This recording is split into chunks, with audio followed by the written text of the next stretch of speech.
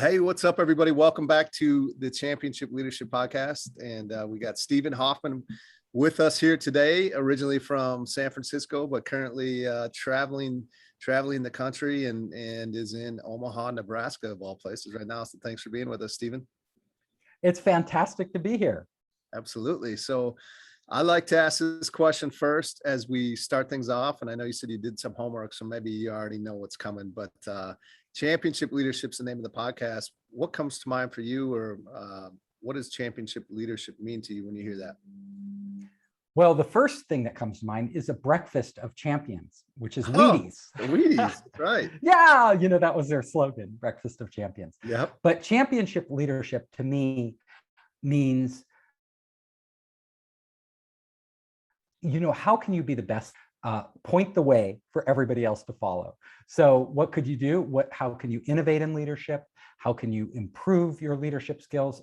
I have one rule of leadership myself, and that rule is I can always be better. Like, no matter how good I think I am, when I look back in my past, I wasn't that good. And I am always trying to improve. I'm always trying to learn. Well, I think that's, to be a great leader, I think that's an incredible quality to have, is to always have that thought that you can always be better, right? Because that's how you become champions, right? Yeah, that's how you conquer. That's how you win. A lot of non-championship leaders that think they got it figured out, and they're the ones that aren't, that aren't respected, that are a little bit more insecure, and in the NFL, as I like to talk about, those are the ones that are probably losing every Sunday too. So yes, we know the great champions, the great sports stars, the great athletes, they are always trying to up their game. Yeah, absolutely. Well, why don't we talk a little bit about you, and I'll have you kind of share your story with who you are and kind of the path and the journey that you've been on that has taken you up to what you do today.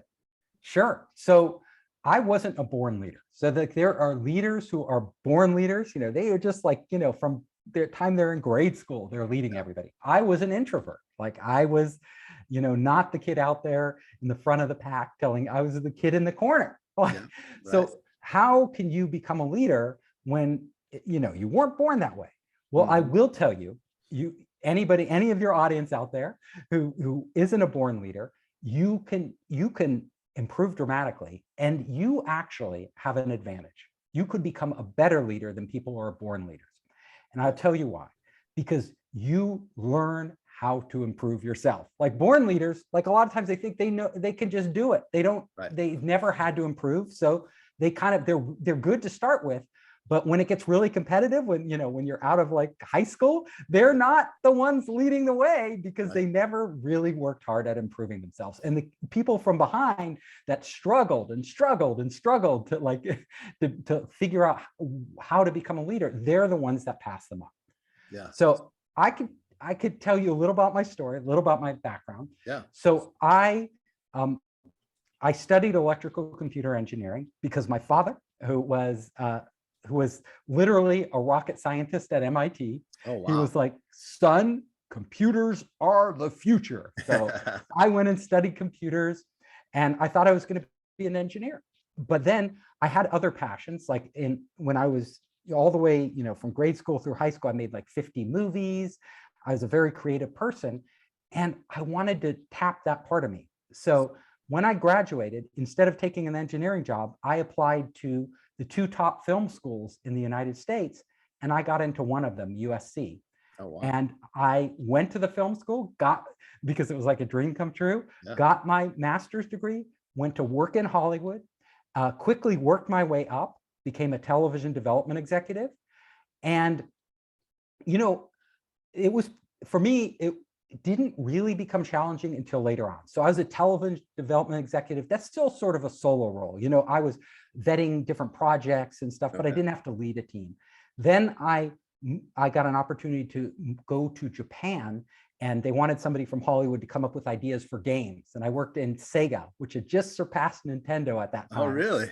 Yeah, being the number one game company. And I got to work with like Michael Jackson and all. It really crazy, really fun in those times, like the 90s. And after that, I decided I want to be an entrepreneur. So I came back to my home area, which is San Francisco Bay Area, and I started my first startup. And today I run Founders Space, which is a startup accelerator. So I work with lots of startups, but this was my very first time. And again, it was a solo job still. Like I coded everything myself. It was a game. Like I was going to make a game, and I coded everything myself. I got an artist and stuff, but they were kind of freelancers. We put it out there. It was a big hit. It was called Gazillionaire. It did really well. Oh, We wow. built a series of these games, but the real challenge for me in leadership came next.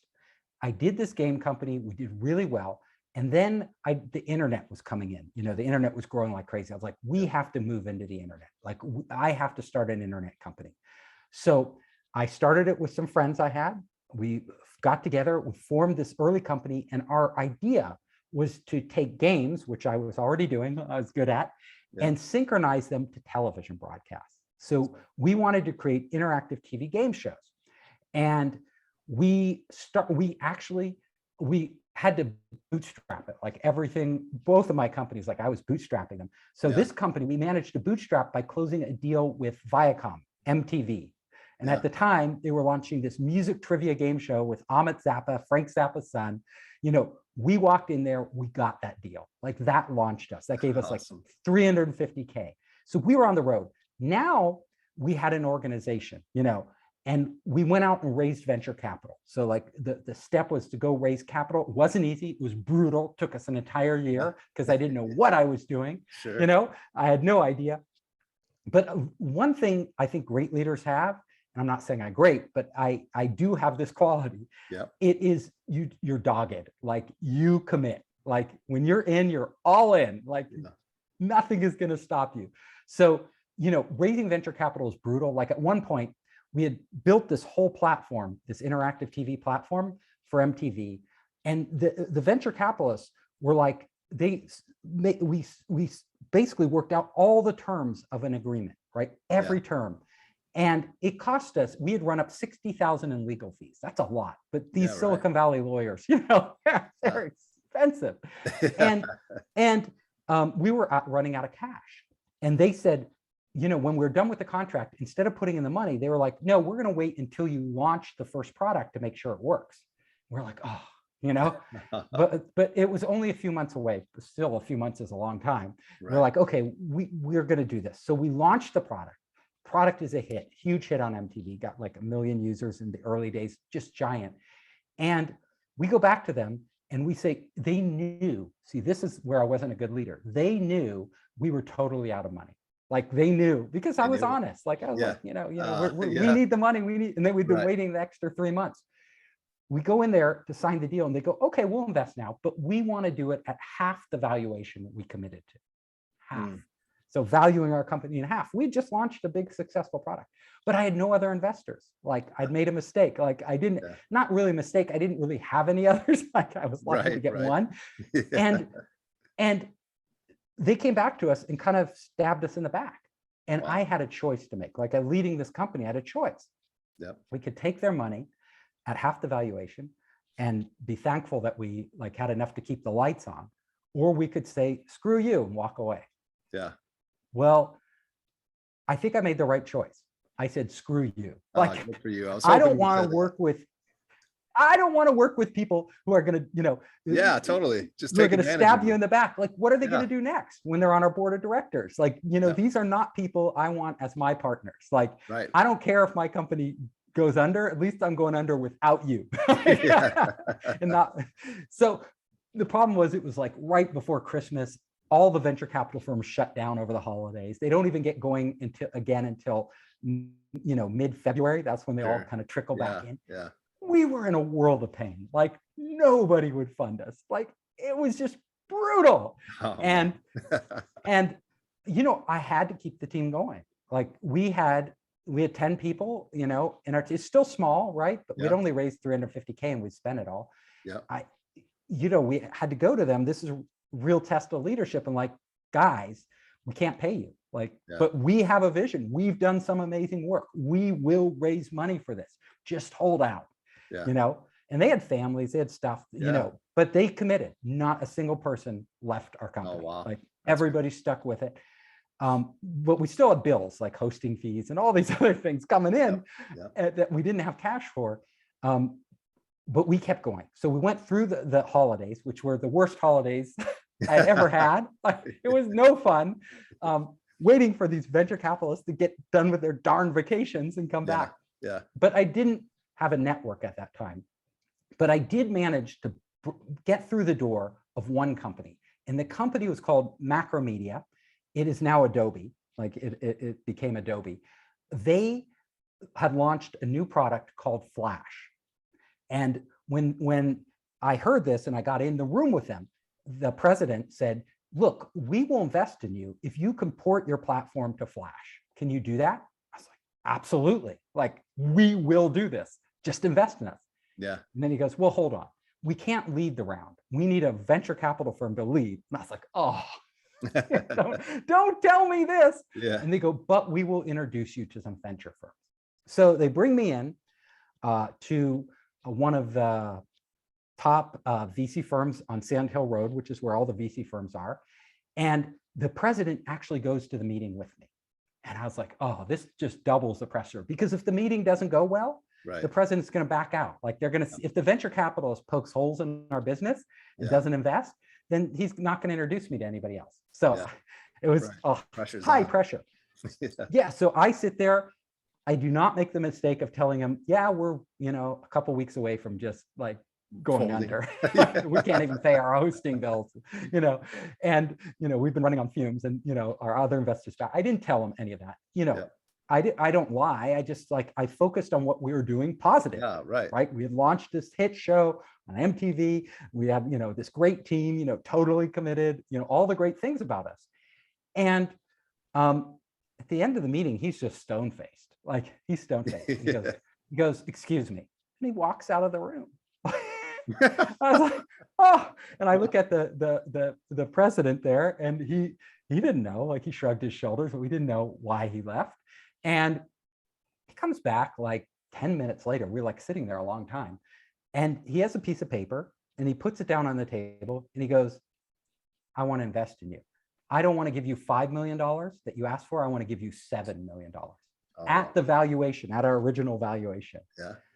I was like, oh my God, this is like, a term sheet on the first pitch. And then I started to think, you don't just want to take these things for granted, because you almost never get a term sheet the first time you pitch, right? Usually you have to go through a whole process. I was like, what did I do right? And I remembered what I did right. Well, number one was I focused on, all the great things we're doing. But number two, I dropped one line. I said, the president over there of Adobe, Macromedia at the time, he is going to introduce us to other venture capital firms. He is committed to doing this. Dropping that one line made him think, and this is how investors' brains work. If I leave the room, I might not be coming back. Somebody else might get this deal. And I told him, you're the first one we're pitching. So I kind of led with that without really realizing it. But later I realized, my God, that was brilliant what I said, because that's how I got this term. But I didn't want to seem overly eager, because I knew if I seem overly eager, and I needed that money like yesterday, let alone I couldn't wait 2 months. And closing a deal with these lawyers who, they don't care, it's not their business. They'll often be really slow nitpicking stuff. I was like, I don't need 7 million. We only asked for 5. So I would have loved 7 million, but I was just like, I don't need it. I go, you know what? I will take 6 million, but only if you can close the deal in 2 weeks. So I made it seem like, look, I'll take more money than I want, less than you want, but you have to close the deal in 2 weeks. It's like, so I took, as a leader, a position of power, right? Not as a person begging for money, but I set the terms. Like by what, so I countered him with terms that I wanted. Now, I would have been happy with 7, but the real thing was the 2 weeks. I wanted that money in 2 weeks. And he said yes. He said yes, absolutely. Boom, he lived up to his word. 2 weeks later, we had 6 million in the bank. We were off to the races. Like, that was my first leadership challenge.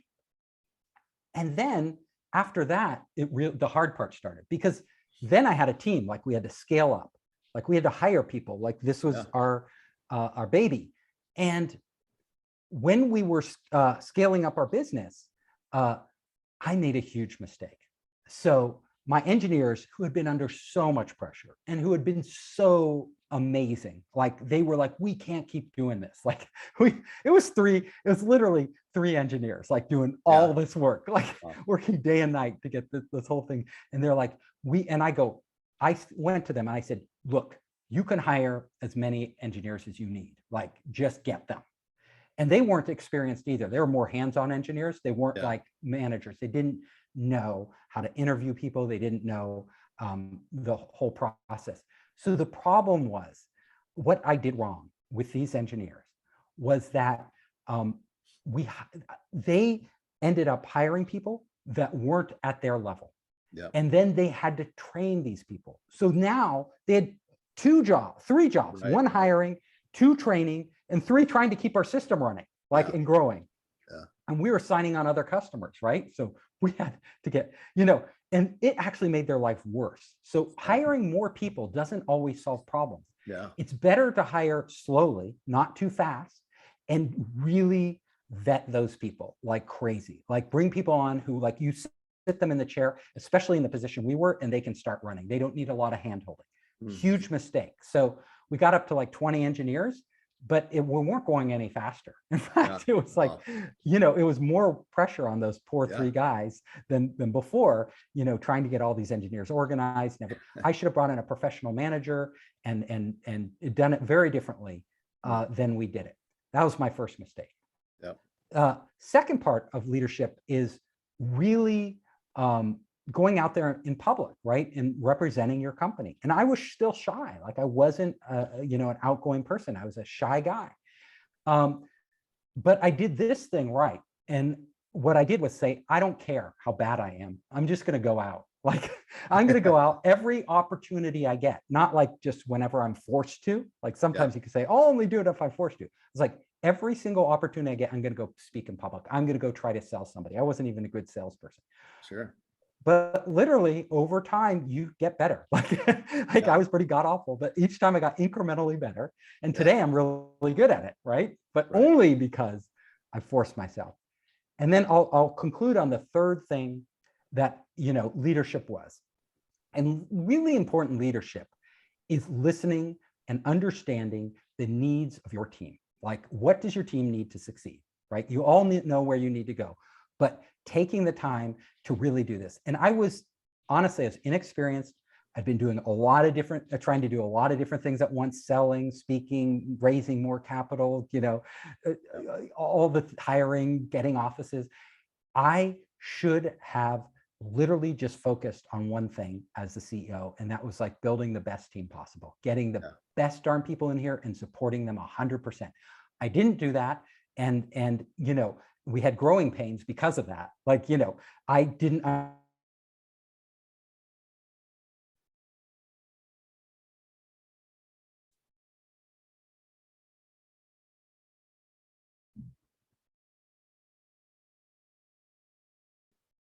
There we go.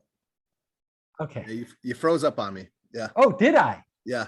So you were talking about the next thing that you did, but I don't know if you remember that. The next thing I did was to really I think great leaders have to take the time to understand what's actually going on in their business. And that means, understanding what's inside your employee's head. How do you get into their head? How do you know that? You have to actually spend time listening, not telling them what to do, but listening to the problems they're having, the things that they need to actually be successful. And then as a great leader, you also need to set a very clear direction. I think that is something I did well. Like we absolutely knew what our business was and where we were going. And that's why we ended up becoming #1 in our industry. But at the same time, we had growing pains because we could have done a lot of things better. And what I did is learn from that experience, learn that I need as a leader to focus on team building and gaining knowledge, so that we as a company can always be utilizing our resources in the best way possible and keep people really focused on their jobs and supported in their roles. Yeah. Well, I think that's like you said, I mean, everyone has growing pains, right? And we all, we figure things out as we go oftentimes. And I think the important piece, like you said, is that you actually you learned from those. You didn't continue to make those same mistakes, and took that to continue to grow as a leader. So yeah, that's awesome. And I'll tell you one more thing that I learned early on. You can never fire somebody too soon. So Yeah. this is a tough one because, again, I was a shy Yes. person. I like, Right. and it doesn't matter how much you like the person. That's not the point. The point is, are they right for the role in the company? And if you can move them to another role where they will excel at, great. If you Yeah. can't, you got to make that decision. I did what so many people do in management positions and they do wrong, is I gave them a second chance. I gave them a third chance. I said, oh, they will improve. Honestly, now, the first time I get the feeling that this isn't working out, boom, Yeah. I make the decision, because Yeah. I know for myself, and I mentor all these entrepreneurs, we bring them into our accelerator, and I see over and over again, they're making the mistakes I made. Like Yeah. they're doing Right. the exact, they have these employees and they know they should fire them, but they wait, thinking things Yeah. will improve, hoping things will improve.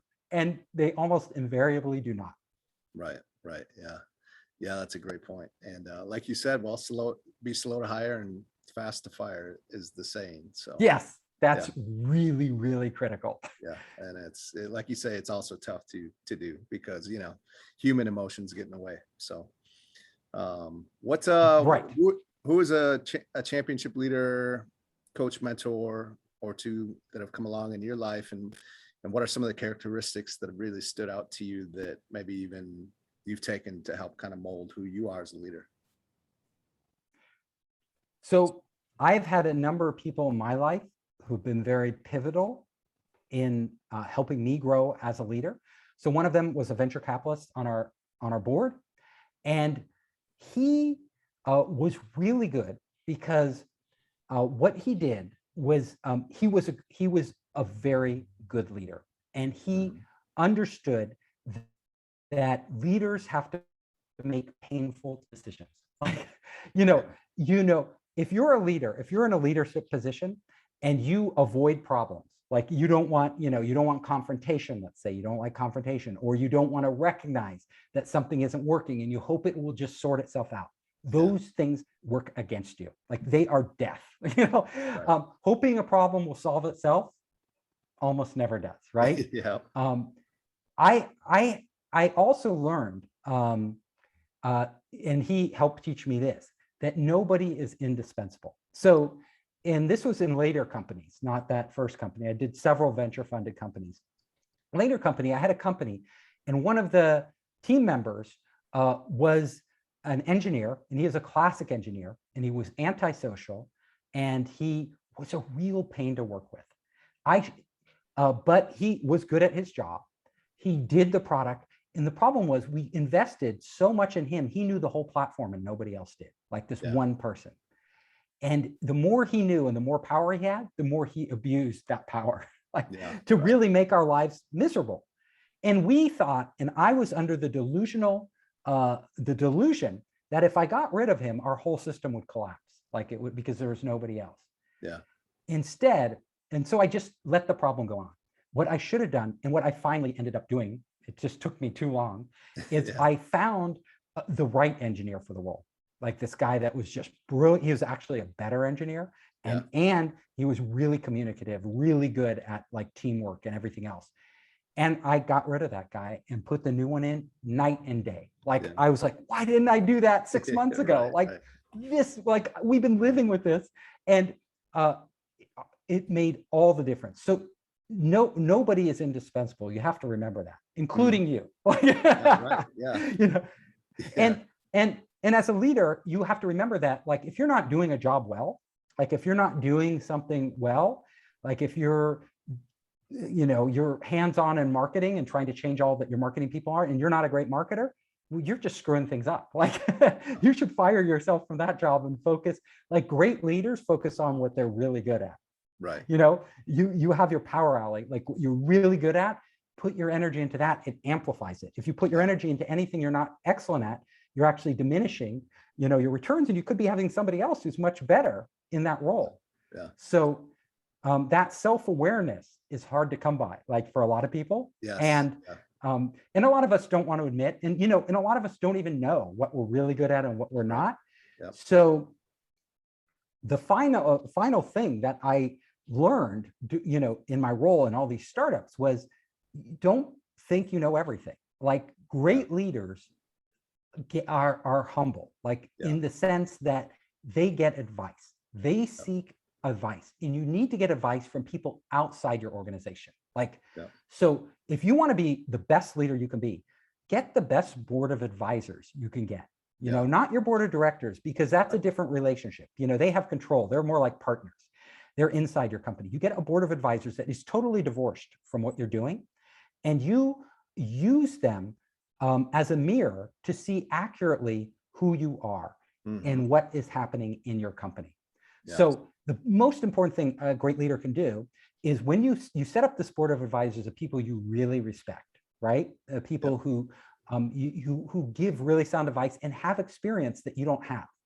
And then you tell them exactly what's going on. All the painful bits of your company, all the worst stuff. You do not keep it to yourself. Like, you lay it on the table, because only if they know what's really going on can they actually give you the advice. So if you are failing somewhere and you're failing, but a lot of people who aren't that great leaders will try to cover it up. Like, they'll try to cover up their failure, even from their board of advisors, because they're insecure. You have to overcome those insecurities and actually go to these people, and it will help you too. Like, it will help you realize that these failures don't have to go on. Like, they will repeat themselves over and over if you do not go to them and actually tell them about them and have them help you, see how to fix these problems.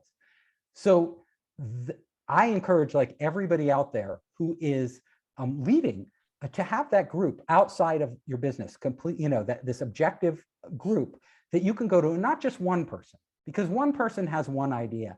You need different points of view. And then your job, you don't have to listen to everyone. Like, they're not all going to be right, but you need to get these different points of view and then synthesize it, and then come up with a plan of action that you're going to take that will get better results. Yeah, absolutely. Yeah. I love that. So Founder Space, maybe talk just a little bit about that. And in that, let's talk about, because championship leaders have this great vision, and I know you've touched on this a little bit, and they have the courage to take action on it, right? Like the great leaders in any industry, I'm a football fan, so I'll like a Bill Belichick or Nick Saban, who they win all the time, and their competition is the best in the world, but yet they still seem to be able to stay ahead of the game, right? Ahead of the competition, because of, I believe, this great vision that they have that others have a hard time seeing themselves, and they have the courage to take action on that. So maybe with Founder Space and what you're up to there, like, what's the vision for you, maybe even short term, next 5 years or so? Sure. So, Founder Space, we invest in startups and we accelerate startups, meaning we give startups the resources they need to grow. We make the right connections for them. We help them raise more venture capital all around the world. We help them enter markets, new markets, and access technology. That is what we do. That is our organization. And, you were talking about, great coaches, great leaders, who really can lead a team to success. Yeah. And I'll tell you, there's another trait we haven't touched on, and that is innovation. Like, great leaders are like always thinking of new things to do. They're not doing what everybody else does. Like, they are not following the script. Everybody else is doing, and they're off experimenting.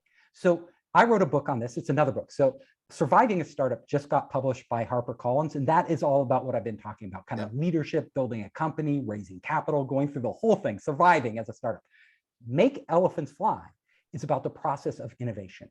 Your elephant is your big idea. How do you get an elephant to fly? It's not natural, right? How do you do this? You have this vision, you want to get it off the ground. It seems impossible. It usually comes down to being innovative. Like, if you're going to enter any marketplace, if you're going to stay, it's never enough to be as good as the competitors. I always say, if you're as good as the competitors, you're as good as dead. Absolutely. you're not going to win by being just as good as them, because Yeah. I'll tell you, there's some competitors out there that want to be better, and they're going to be innovative. They're going to be looking at things you're not looking at. They're going to be always self-improving, and they're going to end up rocketing ahead of you. So really good leaders have to, how do you innovate in a company? How do you build innovation teams? And I write about this in Make Elephants Fly. Like, how does a company build an innovation team? How do you get your employees to innovate? Like, and how can you take advantage of new technologies and new processes out there? Fundamentally, you have to, there's one common denominator. You have to build teams in your company, teams that are really open, teams that are really comfortable challenging each other, saying, hey, what if we did it differently? Hey, couldn't we improve this? And teams that aren't backstabbing or insulting or trying to get ahead, but they actually like one another and trust one another. And you see this on sports teams. Like, if a team coalesces, like they just come together, they become a powerhouse. Like, they're better than any of the individual players, and there could be teams with better players, but this team will just beat them. I was in baseball, Little League, as a kid. I was on like the worst team ever. Like we lost every game our first season, every game our second season. We're going into our third season. Like, we were the last the previous 2 seasons. And our coach says, I'll bring you all to Disneyland if you even make it to the semi-championships. Like, if you even make it part way, I'll get to, because he thought the chance was like 1 in a billion, Right. But because we had been together 2 years before, and all of us stuck together, and we all really liked each other, and we were all improving, suddenly everything happened like magic. Like, boom. Like, none of us were the best players, but somehow we just became the best team, and we just won game after game after game. And we not only made it to the championship, we won the championship. Like, so awesome. that shows you that it's the same in a company, right? So trust. Can you trust? Do you have somebody's back? Can you open up to them? This is when people start innovating. Can you challenge orthodoxies? Can you challenge ideas? Can you give your employees, can you, as a manager, actually be humble enough to hand over control to them, like to let them run with these things, try out these ideas, challenge you and what you might believe. You trust them enough to let them speak up to you, and say, no, I think we should actually do it this way. You create this sort of dynamism in a company, and you get that core nucleus going, it kind of leads to a reaction where you kind of explode. The company does really well. I always say great company culture isn't buying a ping pong table, getting a pool table, giving free meals. That's not company culture. Great company culture is letting people, giving people the chance to at their job do something great, like feel like they're really accomplishing something, feel like they are in this, it's their baby, not just your baby, right? They love it. That is company culture. That's well said, for sure. What's that's funny that it's not the ping pong table. As you see, I just laugh because I see a lot of companies that talk about the culture, and then they showed the game room and the ping pong table and everything. I know, they all do this, and you're going to get free meals or whatever you're doing in Silicon Valley. We get a lot of this. I'm like, you don't need these free meals. People just want a job that's meaningful to them, and where they really like the other people and they feel like they're contributing. You want to keep your employees. That's awesome. What's well, as we start to wrap this up, this has been awesome. It's been fun. What would be 1 or 2 things that, like, if the listeners here today were to implement into their life right now and help move their life forward, what would that be? So I will always tell people that try new things, like expose yourself to new things. Like, there's so many new things in the world, you're probably only scratching the surface. You don't know what you don't know. So literally, like, if you diversify what you do, like, if you don't know much about psychology, go try to learn something about psychology, because I'll tell you, being a leader, you'll learn a lot. Like, it doesn't seem like it pertains to your business, but you can learn an amazing amount about that. Go study something about, new types like nanotechnology, new technologies emerging. Read up on those. Find out what's happening in those industries.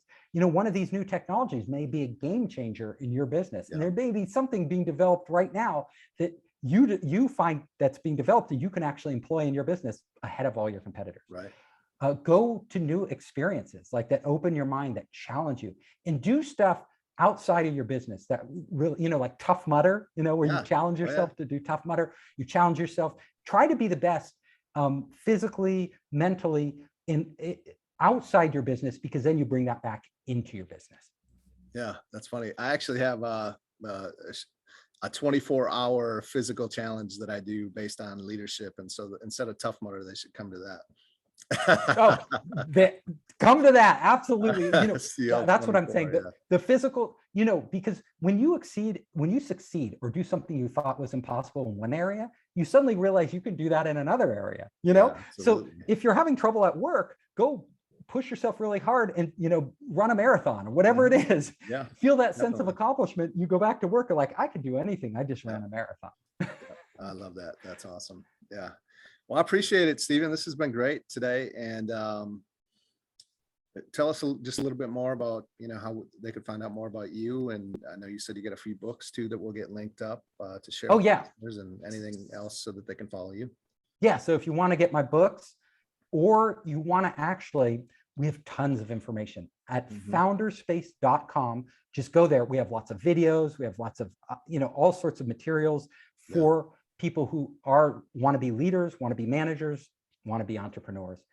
And I'll give your audience a special thing, a special URL for a video. It's called the 10 Commandments of Raising Venture Capital. So if you're thinking, even if you're just curious about how to raise venture capital, want to know the inside tips, go to founderspace.com/TEN 10, and you will see the 10 Commandments of Venture Capital.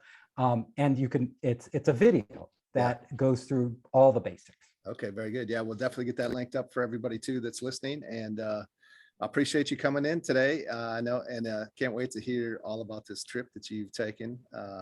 Thank you. Yeah, I'm going across the country. I love it. Back home, right? Yes, I've already done most of it. I'm in Nebraska, heading back to the Bay Area, California. Awesome. Well, enjoy that and travel safe. And thank you so much for being here. Thank you. I loved it.